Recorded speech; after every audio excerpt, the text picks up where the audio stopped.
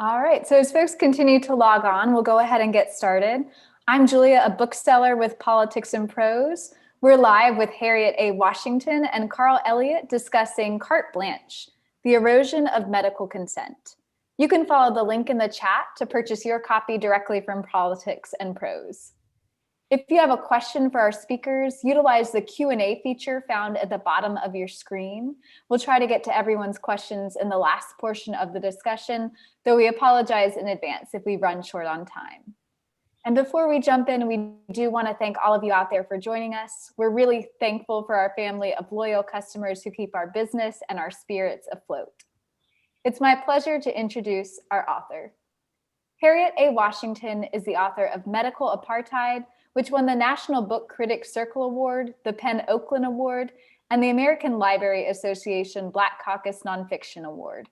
She has been a research fellow in medical ethics at Harvard Medical School, a senior research scholar at the National Center for Bioethics at Tuskegee University, and the recipient of a John S. Knight Fellowship at Stanford University.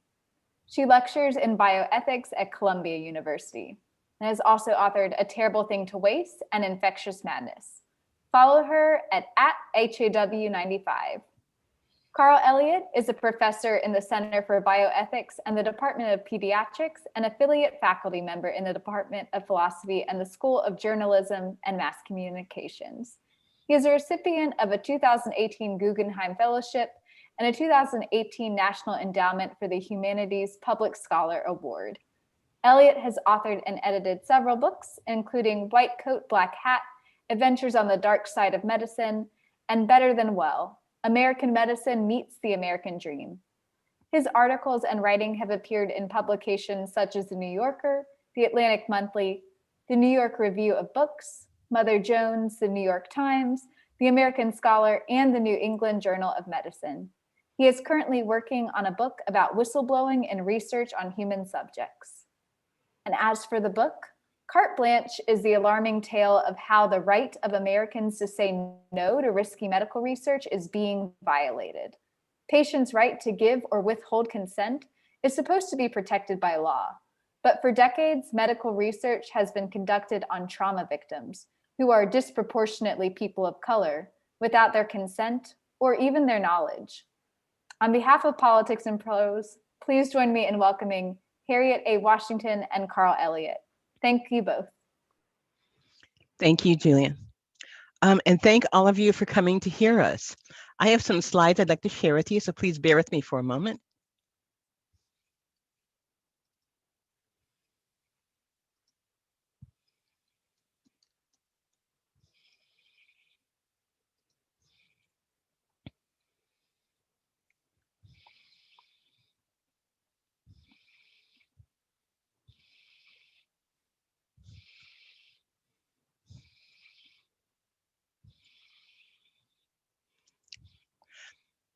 What do I mean when I say that the right to say yes or no to medical research is being quietly taken away from us? I mean that there have been changes in the law that have made it legal to withhold, to force people into research without getting their permission. Not only informed consent, but actual any kind of a consent is being withheld from certain subjects. And in the past, I've written about how this kind of abuse was visited on African Americans. And it's true that a lot of the abuses that are currently withdrawing consent from the population do affect African Americans, but it's something that all Americans are vulnerable to. And what do I mean when I say informed consent? Simple consent is getting yes or no, but the law requires more than that. Our law requires that we have to tell a potential subject everything they need to know to make an intelligent decision about whether or not they want to be in medical research. What are you proposing to do? How are you proposing to do it? What are you testing? What are the known risks? There might be risks that you don't know of, but you got to share the known risks. And what are the hoped for benefits? What are all the person's other options? Can they take another medication instead that's been approved? Can they refuse to take any medication at all? Can they opt for a non-pharmacological treatment? What are all their options aside from signing up for the research? All these things have to be told the subject. And as the research continues, you've got to update the subject, let them know what develops. Suppose you find, for example, that a tested modality is especially harmful to redheads. You've got to tell the subjects that. So you also have to let them know that no matter what they have signed and what they have been paid, they always have the right to leave the study. All these things guarantee that research subjects are not forced into, investigational servitude. And also they maintain the dignity of subjects. But unfortunately, this right has been eroded. Giving people access to informed consent is being quietly taken away from many groups of people. I want to go back for a moment, though, and talk about what happened at the end of World War II. It was American doctors and American lawyers who confronted the Nazi architects of the Holocaust. These were men, principally men. I think there were a few women involved. These people were doctors and scientists who had decided to force people into research and had done so. But they focused on Jews, communists, the enemies of the Third Reich, mostly Jewish people. So genocide was being practiced, but it was all cloaked in medical research, in medical language. The rationales were not that we are going to torture these people by immersing them in icy water until they died. The rationale was we want to find out how best to revive our pilots who fall into frigid water. So we're going to test various remedies on these people who have not given their permission. And being incarcerated, their permission would have meant nothing even had they been able to give it. So US doctors and scientists confronted them. And one of the things I find interesting about this is that Karl Brandt, who was answering for the Nazi scientists, he defended them by saying, you in America are doing the exact same thing in your country. He had things read into the record, like a description of malaria research at Statesville, where soldiers were being forced to take experimental modalities without consent. So his point was that we were doing the same thing. And in some ways he was right, we were. We did adopt the Nuremberg Code. Actually, we promulgated it during the trials and said this is a global standard for conducting research in an ethical manner. But it wasn't the only access of experimental ethics that we addressed. We also had other laws and other court cases in this country that reinforced the right of subjects to know about the study, to be informed, fully informed as possible, and to say yes or no. So there were several landmark decisions. There was a 1946 AEC, Atomic Energy Commission memo, that actually stipulated informed consent in a much more precise way than, and much more firm that way than it's laid out in the law today. So we had other reasons for thinking that it was very important to give informed consent. But things have changed.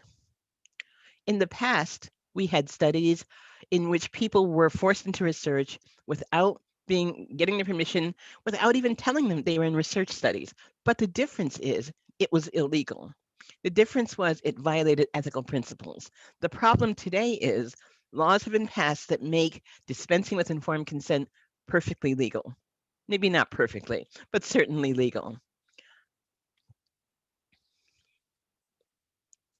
The appropriation of bodies of color is part of American history of medicine that has been elided from the textbooks. There's so much about African Americans in the history of American medicine that has not made it into the textbooks, has not made it into lectures, really has not become a part of the canon of history of medicine.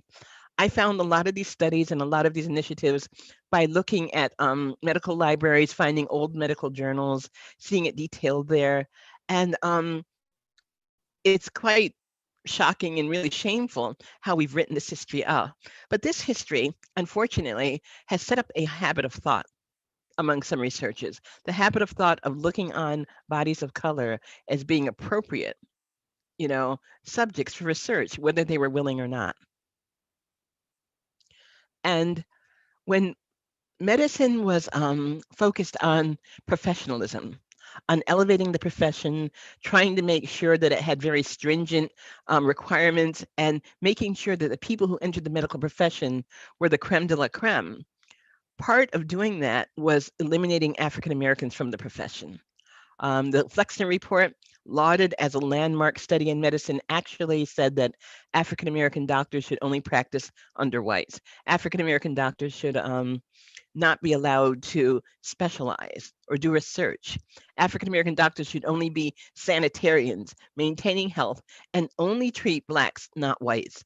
So the circumcised role of African American doctors is really important because in many ways, a physician is your advocate in the healthcare system. African Americans were often excluded from the healthcare system, just as Black patients and subjects were not allowed into hospitals. African American doctors weren't allowed in the hospitals. They could not follow their patients there. And in the National Medical Association Journal, the Black Doctors Journal, I found an editorial in 1920 in which doctors were worrying that because they weren't allowed into hospitals, they couldn't protect their patients from being forced into medical research. The mentality was that charity ward patients should succumb to medical research as payment for their care. They got very cheap or free care, and to pay the hospital back, they had to be research subjects, whether they wanted to or not. Of course, no amount of money could buy a Black patient a bed in the normal white wards. They were all charity patients, no matter how much money they had. So we see that there's been a long history of African Americans as being viewed as subjects, whether they wanted to or not. Subjects for whom informed consent was optional or often not offered.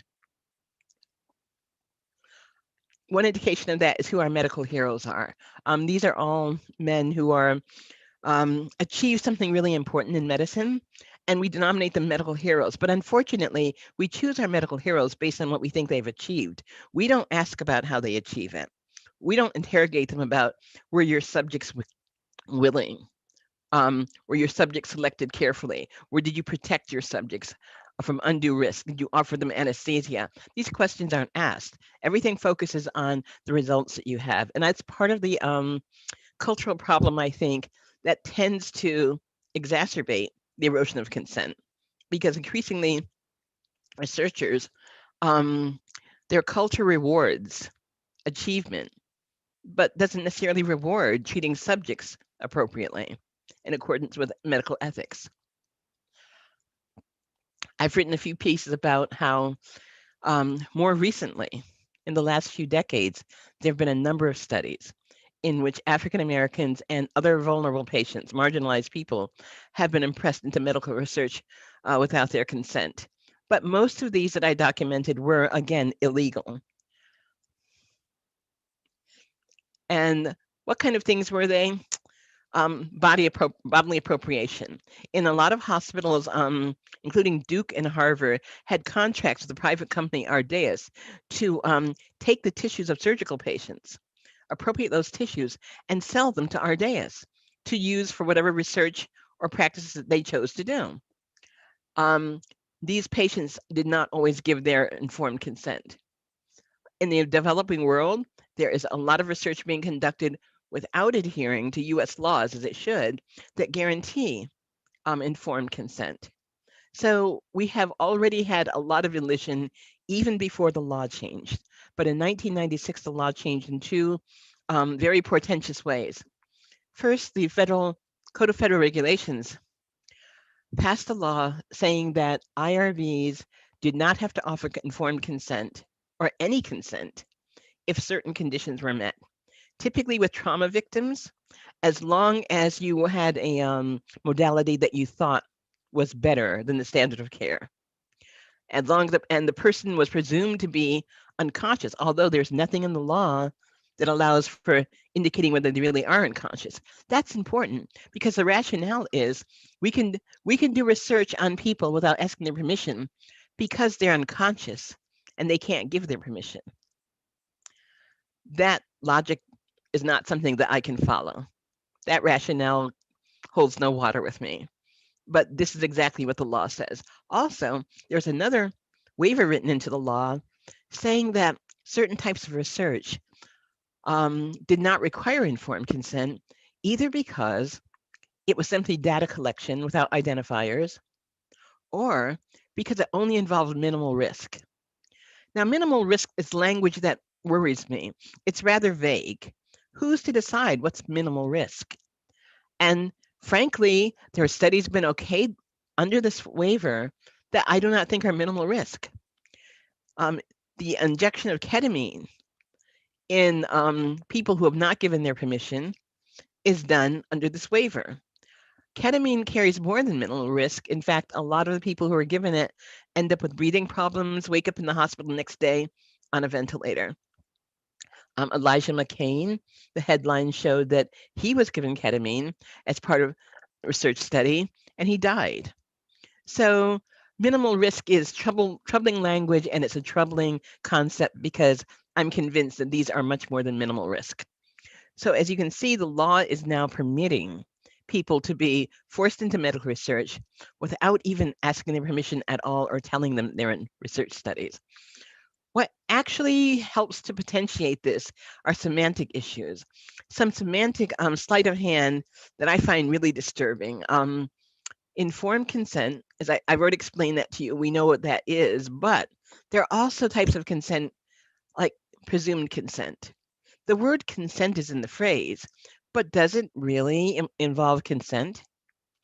Presumed consent is a situation where the researcher decides that were she asked, the subject would say yes to a research, and therefore the researcher doesn't ask, simply presumes that the person will consent.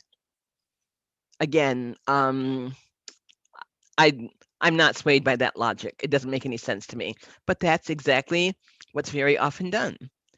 Community consent, that terminology is actually not used that much anymore, but community consent was used to, in studies where there was no consent elicited from subjects, but instead researchers said we're going to saturate the area with information about the study so people will know the study is being conducted and people will know that they can be forced into it. Well, again, there's no consent component to that. So the semantic sleight of hand, the semantic, frankly, deception is really troubling.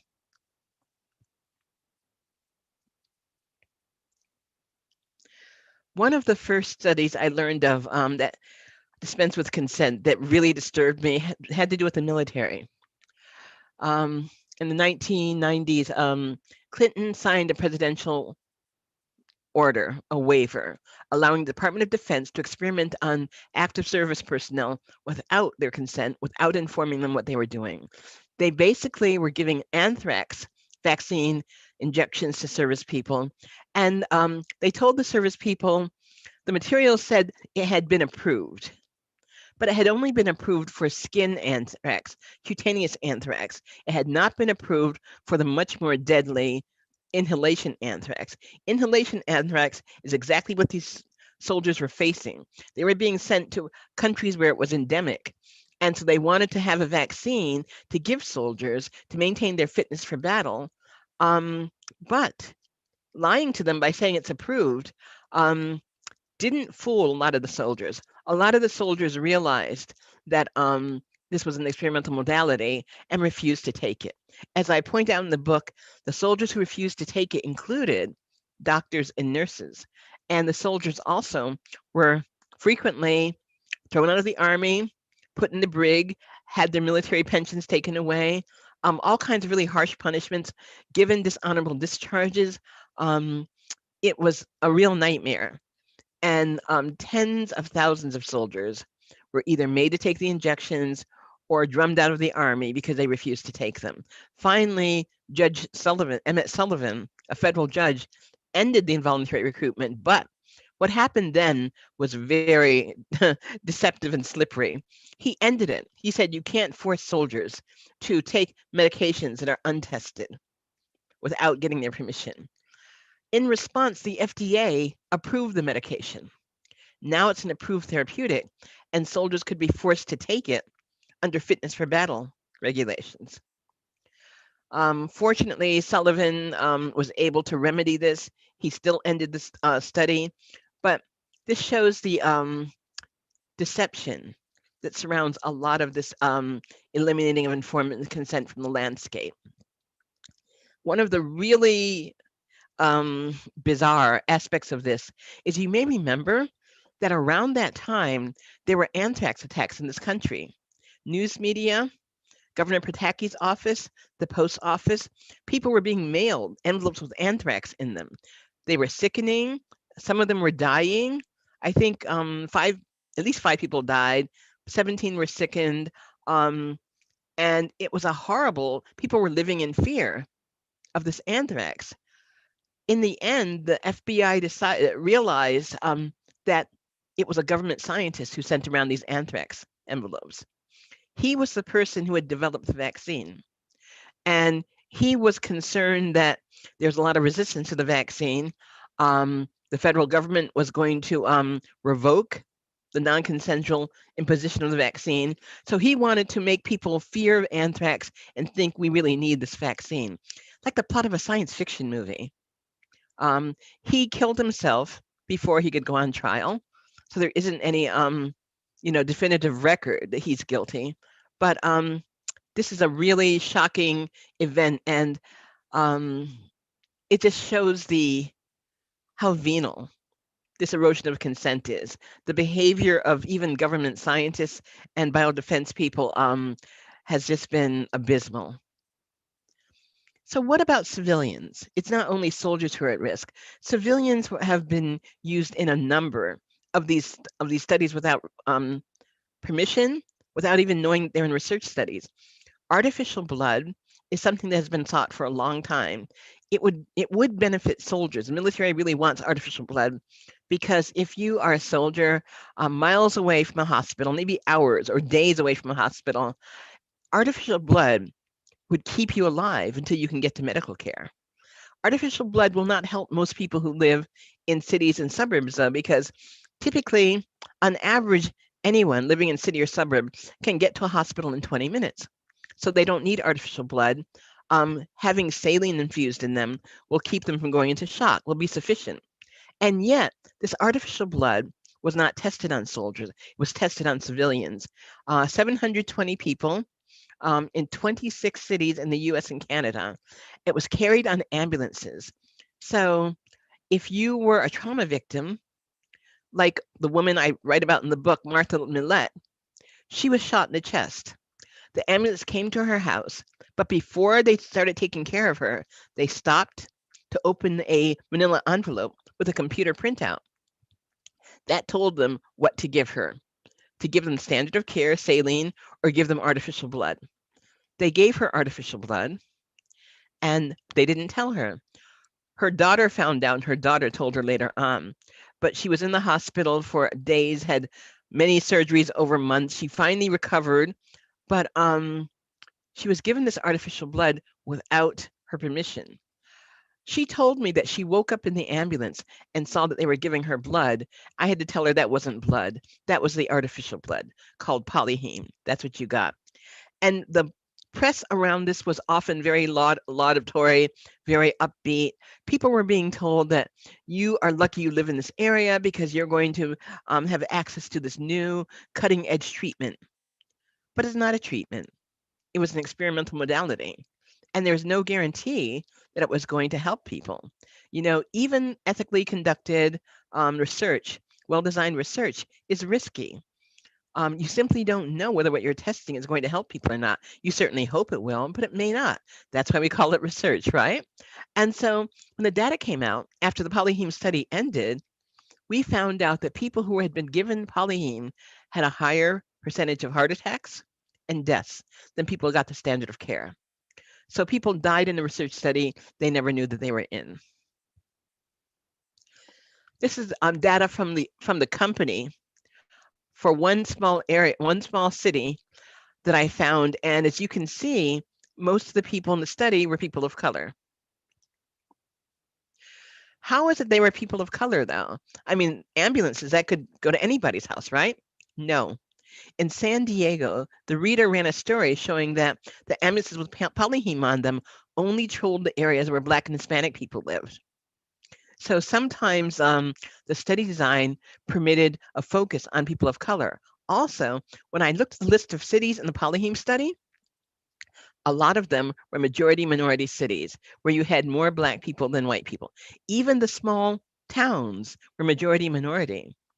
So there was a sort of a loading of the dice here where people of color were much more likely to be exposed to these experimental modalities without anyone asking their permission. I mentioned the ketamine study. Essentially, ketamine is a surgical drug used only under close supervision in hospitals. It's also been used as an animal tranquilizer. It's got a shady life as a street drug, and a really horrific use as a date rape drug because it knocks people out and makes them unconscious and unable to protect themselves. So when a company decided they wanted to test ketamine for people who were agitated, they began doing it without asking people's permission. Andy Mannix of the Minneapolis Tribune did a series of articles about that.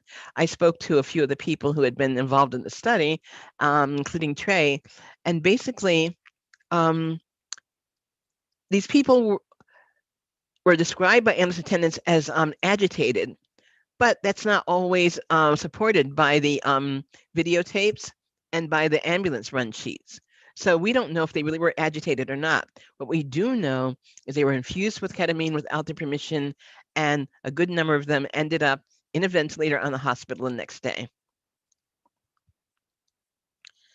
And one of the more venal studies, in my opinion, that troubles me a lot is hypothermia. You know, we think of hypothermia, we know it as a very dangerous condition in which your core bodily temperature drops. You know, snowmobile accidents, ill-fated hiking excursions, things like that are when we think of hypothermia. Horrible accidents, right? Where people are left in the cold for a long time. And yet in Baltimore, there's a researcher who proposes to induce hypothermia, create hypothermia. And a New Yorker article described it as him saying that, well, you know, we think that maybe lowering body temperature will help people to survive if they have gunshot wounds. Frankly, he didn't offer a lot of evidence for this. He didn't offer any example of someone being helped by this.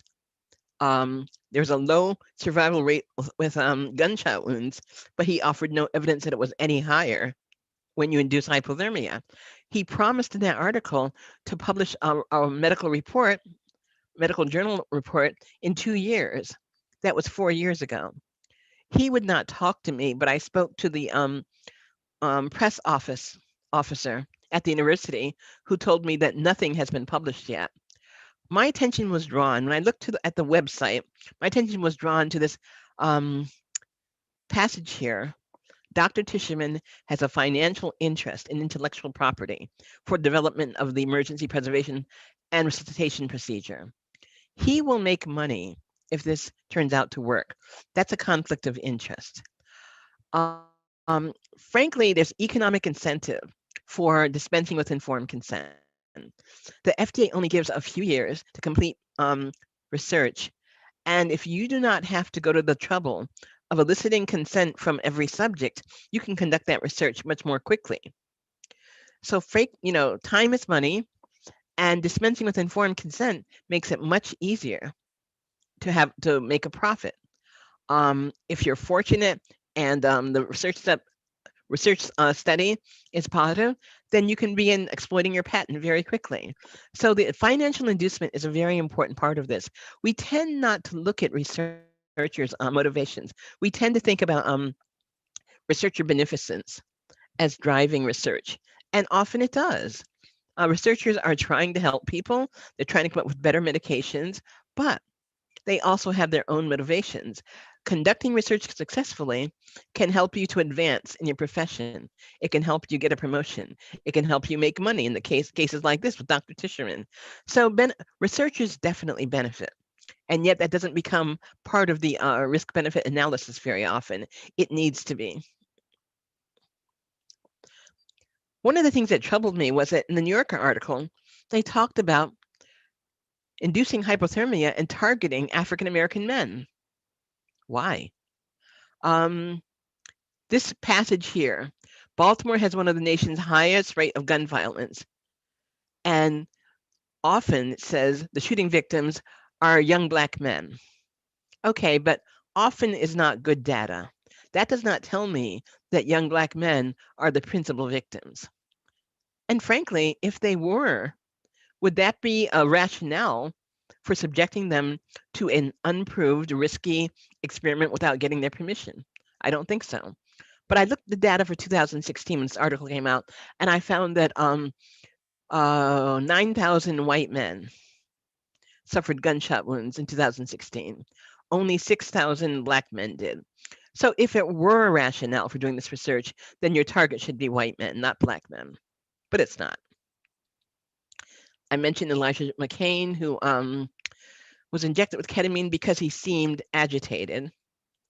And perhaps so, but here's a young man who played the violin to shelter animals, and his demeanor, as described during his encounter with police, was very calm.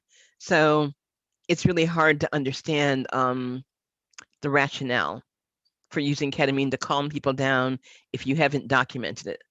And it could be easy to document.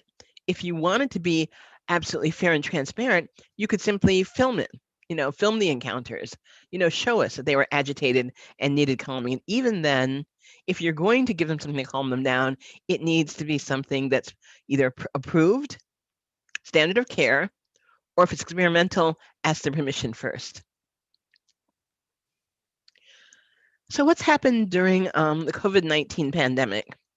The erosion of informed consent has escalated, which is not surprising, because during emergent situations is when researchers tend to cut corners in terms of telling people what they should be telling them about research, getting their permission in the proper way. Urgency militates against, crossing those T's and dotting those I's. Urgency, when you have scarce resources, provides a temptation to cut corners, particularly during a pandemic like COVID-19, where hospitals and nursing homes have become closed institutions. Families cannot go and visit their loved ones. They can't see what's happening. And so the confluence of all that means that, as I document in the book, you have nursing home patients who are being given experimental therapeutics, and the doctors don't ask their caregivers, which is what they should do, but simply, inject them. One doctor told the newspaper when asked why he didn't get the permission of the next of kin, he said, well, if I called every family to get permission, that's all I would do. I'd spend all my time talking to families, not treating patients. So it's something that poses a temptation during urgent situations like wartime and pandemic. And we're seeing a lot of cases of questionable behavior that dispenses with informed consent. CPR has been withheld, or the time given to CPR has been dramatically reduced by some ambulance staffs, places like Newark and LA, not to protect the patient, not predicated on good patient care, but because ambulance attendants don't want to be exposed to coronavirus. Now, being exposed to infectious disease is a risk that medical people take. But it reminded me of the early years of the AIDS epidemic. The same kind of thing happened. We had an infectious disease that was foreign, poorly understood, and generated a lot of fear, and some healthcare workers simply wouldn't treat people who had it. We're seeing this now. Also, we're seeing withholding of care under quality of life guidelines. A lot of complaints about this. They're very hard to document because with hospitals being closed institutions, it's often the patient's word against the doctor's word, and frequently the patient is not able to even tell anyone. If they're an elderly person, nursing home, if they have dementia, they can't even voice their concerns. But some hospitals, institutions have made the mistake of saying that they're going to limit care to certain people who have a low chance of surviving. They're going to quote unquote triage care and not offer them things that they would normally offer them. DNR orders where the person agrees, where a patient agrees not to accept certain types of treatment, after the doctor explains to them in great detail and gets their consent, explains to them why this is better for them. But now they're instituting DNR orders without talking to the patient, without getting their permission, without the patient even knowing. So they're withholding treatment. So this kind of thing is happening. It's escalating, and it's deeply concerning. Michael Hickson was a 46-year-old man confined to a wheelchair. He contracted COVID-19, was in the ICU, was touch and go for a while, but then he began to recover. In fact, he was doing well. His wife told that he was moved out of the ICU because he was doing well, but then they moved him into hospice care. And she asked why. If he's doing well, why in hospice care? The doctor informed her that because he was confined to a wheelchair, he did not have a good quality of life or any quality of life, and therefore food, water, and medication would be withheld from him. And 6 days later, he died. The difference between Michael Hickson's wife and the many people who complain that this kind of thing has happened to their loved one is that Michael Hickson's wife taped the conversation with a doctor, and she's promised to sue. You may have heard about Susan Moore, the African-American internist, who complained that she was not treated appropriately for COVID-19. They ignored her when she talked about her escalating symptoms, and she also died. So it's very disturbing. These things are conspiring. The economic issues, the urgency based on the scarcity of resources, and the fact that these closed institutions can now operate without the kind of oversight that we're used to, is causing a lot of these abuses. And I did want to just let you know, we're reaching about that 6:35 point and past it. And I wanted to remind our audience to go ahead and log their questions in the Q&A feature as we move towards the latter end of the discussion. But Harriet, please continue. Thank you, Julia. One thing I want to point out before I end is that a lot of the dialogue now about COVID-19 has focused on vaccine distribution. The vaccine testing has been characterized as African Americans being afraid of testing because of Tuskegee and refusing to sign up for clinical trials. But I reached out to some researchers at Johns Hopkins who sent me the original data, and 10% of the subjects in the Moderna trial, 10% of the subjects in the Pfizer biotech trial were African American. African Americans make up 12.3% of the people in this US population, which means they had a very decent representation. They were involved very close to their percentage in the population. There was no failure to show up for the clinical trials, despite the daily headlines that barraged us, and despite the consistent medical journal hand-wringing over that, it simply wasn't true. Today, we're having the same kind of dialogue about African Americans refusing to accept the vaccine. But the evidence for that is that African Americans are accepting it at lower numbers. Well, they're taking it at lower numbers, but that could also reflect policies that separate African Americans from the vaccine. And I submit that it does. If you look at the policies, people 85 and older are top priority, but African Americans, Native Americans, Hispanic Americans are very young populations, low life expectancy, and they're so young that many never achieved that 85-year-old cohort. In fact, if you look at 90-year-olds in the United States, you have twice the percentage of white 90-year-olds as Black 90-year-olds. So that policy is actually, it's helping elderly, but it's also separating African Americans from the vaccine. We need to refine it to protect the elderly, but also protect African Americans who share the risk of the elderly. I'm showing you a few slides I won't talk about in case you want to raise them during the Q&A. In the Global South, US researchers conduct research, and they should be dictated by the laws of this country, offering informed consent, but too often they're not. So I also detail a lot of that in the book. It's really important to understand that this is a global problem. It's not just a problem of the US, because the US is conducting more and more research abroad. Those stats are all over the place, but it's a fair estimate to say that 80% of clinical trials now by corporations are being conducted in the global South. So it's important that U.S. researchers, if they're not offering informed consent there, as they offer it here, they're making this withdrawal of consent into a global issue. Thanks for listening to me.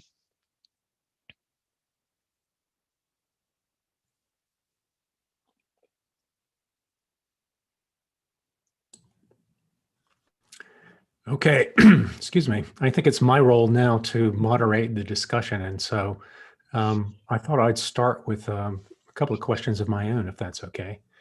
You know, the theme of the book, I mean, it's right there in the title, is the absence of informed consent. But there are other themes that run through the book as well, or at least through the cases. And one of which, it seems to me, is the exploitation of vulnerable subjects. I mean, most of the trials that you discuss here, most of the examples involve populations of people who are unable to protect themselves or whose ability to protect themselves is diminished in some way. So there are people who are demented, or people who are delirious, or they're unconscious, or they're vulnerable in some way. And they're often Black, and they're often poor, in addition to these other points of vulnerability. And I just wondered, even if consent had been obtained in these studies, is that enough to protect them? I mean, I'm not sure that I'm not sure that it is. I mean, I wonder what you think about that. It may not be enough, but it certainly would offer another level of protection. Much has been made of the wariness of African Americans toward medical research, and I take issue with some of that. But if that is true, then we can safely assume that many African Americans would say no when they're asked, which would protect them. So it's an essential layer of protection, although you're right, it's not enough. But frankly, we've never had enough. I think, right? But Yeah. it's an essential layer of protection. We can't afford to let it go, by the way. The other thing I wanted to bring up was one of the cases that you mentioned in your presentation, that's in the book as well, actually took place right here in Minneapolis, which is the forced ketamine trials at Hennepin Healthcare. I mean, you went over so many horrors in your presentation. Let me just sort of remind people which one that was. So this is, I mean, we owe the exposure to this to a reporter in town, Andy Mannix, who's a terrific investigative reporter for the Star Tribune. And this initially started as a police scandal. I mean, the initial reports were that police officers responding to calls from agitated people were ordering paramedics, or at least asking them to sedate them with ketamine. And that was disturbing enough. I mean, the idea that paramedics would be taking their orders from the police. Yeah. But then it turned out that it was actually part of a clinical trial, actually 2 clinical trials. But the one,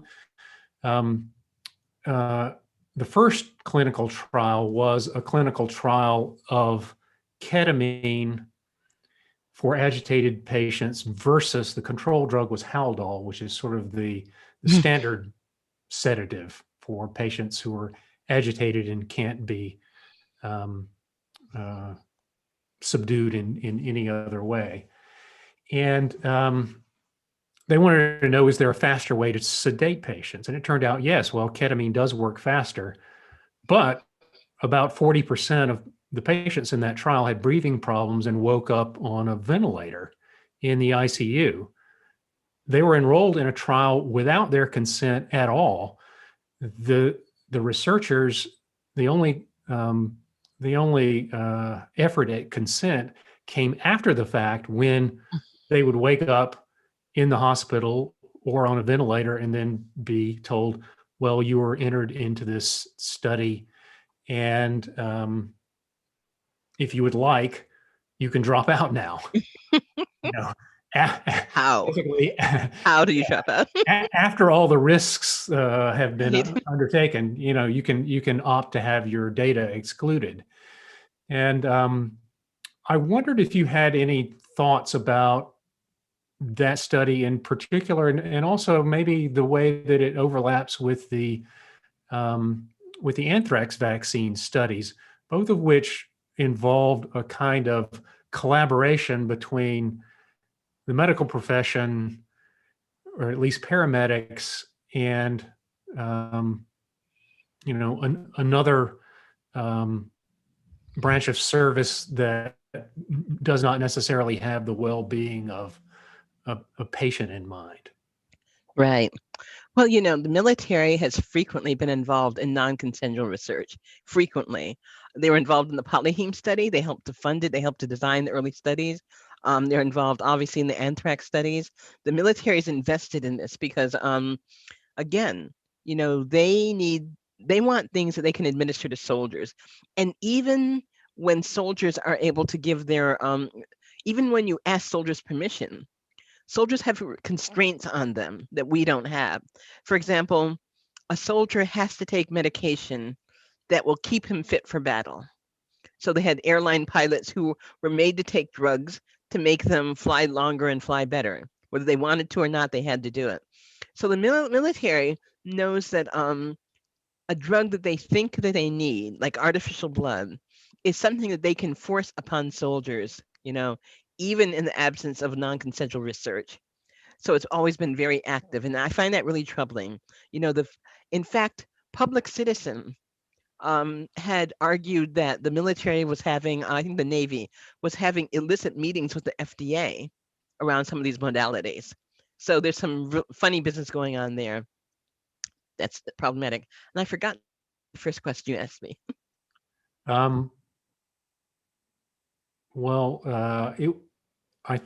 It was essentially about the similarities between collaborating with the police and collaborating with the military.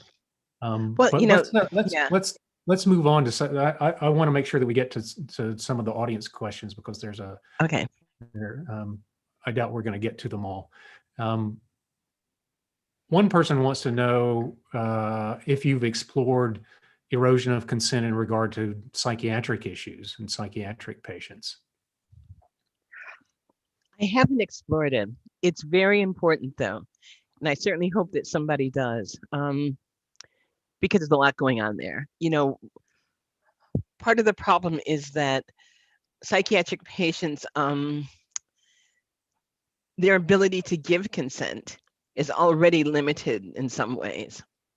So they're very vulnerable at being forced into either taking experimental medications or other medications, against their will. And the thing is, sometimes it's beneficent. Sometimes the doctor researcher really thinks it's the best thing for the patient. Sometimes they're right. But as we know, sometimes they're not right. When people talk about the carceral state, the prisons, juvenile detention facilities, frankly, psychiatric institutions are right up there, because there are also situations where people have lost some important rights. And so they become very vulnerable to this. I hope somebody will write about this. Right. We've had some of those here in Minnesota as well. One of the other points of vulnerability with some psychiatric patients is the fact that they're involuntarily confined. Mm-hmm. And if you're on a locked unit, and the person with the keys invites you to enroll in a research study, that's a very difficult spot to be in consent-wise. Exactly. Very like prisons, where the inherently coercive nature of the institution makes it a lot harder for people to give free consent. It's interesting that Nuremberg Code says a voluntary consent is essential. So it's not enough to give consent. It's got to be truly voluntary. And in some situations, I don't think it can be voluntary. Next question, is there a federal law or regulation that describes what informed consent is and what the rules are? Yeah, the Code of Federal Regulations actually spells it out.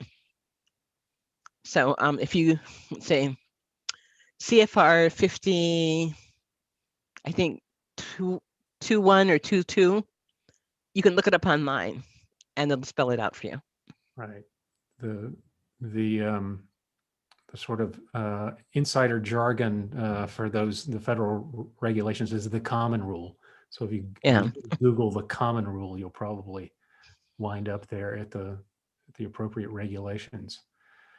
Next question is about the hypothermia case. It says, in my community in Santa Cruz and many others, induced hypothermia is routinely used for 24 hours to treat patients who've had a prolonged cardiopulmonary arrest to attempt to reduce organ damage from hypoxia or anoxia. Mm-hmm. You know about research studies for this indication? So is this something that, is it research or is this actually treatment, standard of care? I don't know. This is it makes a difference. Yeah. It would be interesting if that's really standard of care, because that would give us some numbers to let us decide whether or not it's something that should be pursued. You know, if it turns out that it's helping a lot of people, then one can, be a lot more open to actually pursuing this. But if you don't have data on it helping people to survive or avoid illness, then that's more problematic. And the people in Baltimore doing the studies haven't offered any data at all to support their claim that it might help people. Right. I mean, I thought one of the interesting points that you made in the book that I thought was kind of on point there was the justification of the study was it's unlikely that a lot of these patients are going to survive. But sometimes survival is not the worst outcome. I mean, if you survive but have severe, intractable neurological damage as a result of the intervention, then it's not entirely clear that is such a good outcome that you would want to be enrolled in such a study without your consent. That's right. There are fates worse than death. Next question is, to what extent have state medical boards done investigations into these cases, and what have they done about that? I'm not aware of any. That doesn't mean there haven't been any, but I'm not aware of state medical boards looking into this. What I looked at were basically, were essentially federal regulations. So maybe that's why I didn't see anything about the state efforts. Yeah, so I don't know. I don't know the answer to that either, but what I can say is that I think I would have heard about it. In general, state medical boards, I mean, the very first case that you talk about in the book, the case in Texas of giving chloroquine to the nursing home patients, that could have been a case for a state medical board. But generally, the clinical trials issues are not something that state medical boards deal with because they're interested in medical practice, not research. Mm-hmm. And so it's usually IRBs or the FDA or the Office of Human Research Protection that deals with the clinical trial breaches. Oh, that's good to know. What are your thoughts about the current COVID vaccine situation? Well, there's a lot going on there, isn't there? I think, first of all, as I've said before, the narratives are really flawed, and they reflect longstanding mythology about African Americans and their fears. African Americans are not afraid of research and treatment because of Tuskegee. They're afraid of research and treatment because of 4 centuries of abuse in the medical arena. In fact, Thomas Leviste at Johns Hopkins did several studies showing that African Americans who had never heard of Tuskegee were more fearful than those who had. So it's very lazy. I think Tuskegee is all people know about, so they invoke that, right? But that's not what's going on. And the problem is that if you focus on Tuskegee, the implication is that African Americans are overreacting to a single study rather than reacting logically to 4 centuries of abuse. But in terms of the vaccine distribution, people's fears around it, I understand people's hesitation. There are some issues, it's not perfect. It's not the way I think that we would normally have desired to generate the vaccine if we had a choice, but we don't have a choice. We don't have the luxury of 4 or 5 years to conform. And then I've been really fascinated by the fact that there are people who are trying to urge African Americans in particular not to take the vaccine by telling them this is experimental. They're experimenting on you. Frankly, they're right that it's experimental. It hasn't been approved in the normal way. It's been, approved for use, but that would not have any traction if we had been really open about that fact from the beginning, as I think we should have been.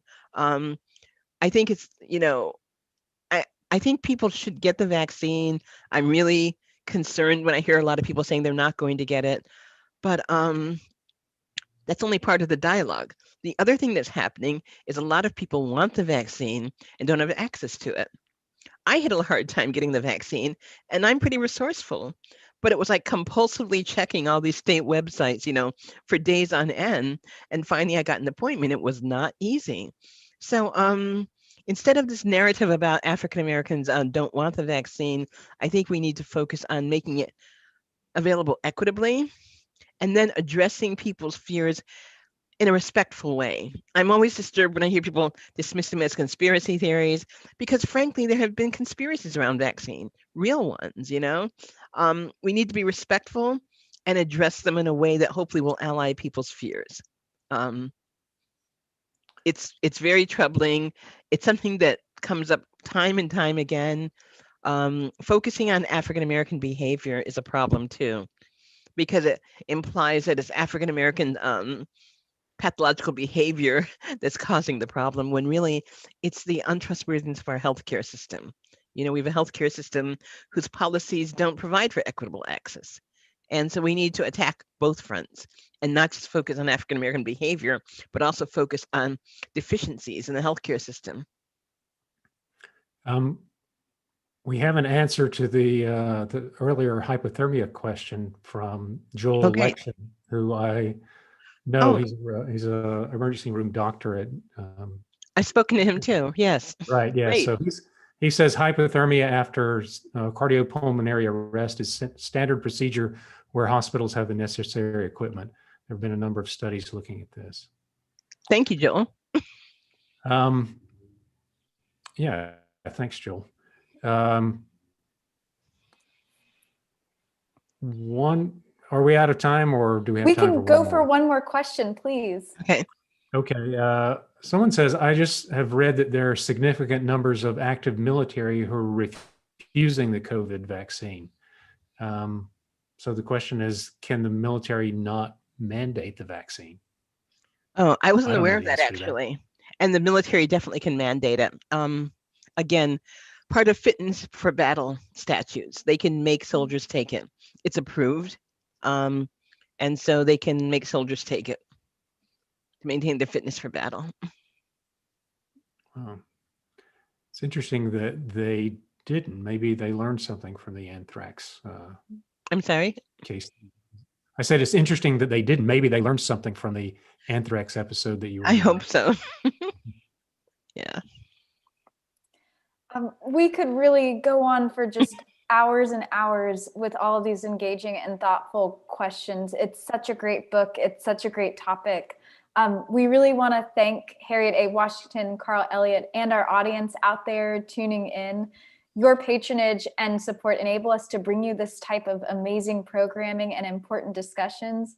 We wouldn't be able to host these types of events without the book sales to support them.